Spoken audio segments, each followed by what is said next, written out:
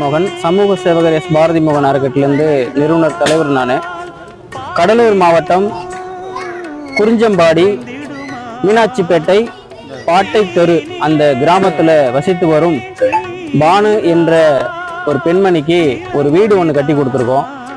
அவங்க பொருளாதாரத்தில் ரொம்ப கஷ்டத்தில் இருக்கிற சூழ்நிலையில் எனக்கு இங்கே உள்ள கிராமத்தில் உள்ள நபர்கள் மூலமாக தெரியப்படுத்தியிருந்தாங்க. அப்புறம் நாங்கள் நேரடியாக பார்க்கும்போது அவங்க என்ன வேலை பார்க்குறாங்க, அவங்க எதனால் இவ்வளோ வறுமையில் இருக்காங்கன்றதை நாங்கள் தெரிஞ்சுக்கிட்டோம். பார்த்திங்கன்னா அவங்க தினந்தோறும் விவசாய வேலைக்கு போயிட்டு அதில் வர வருமானத்தை வச்சு தான் அவங்க குடும்பத்தை ரன் பண்ணுறாங்க. 2 பெண் குழந்தைகள் இருக்காங்க. அவங்க வீடு இடிஞ்ச நிலையில் பார்த்தோம். பார்க்கும்போது மண் செவர்லாம் இடிஞ்சு போய் கிடந்து அதில் தான் அவங்க வாழ்ந்துக்கிட்டு வராங்க.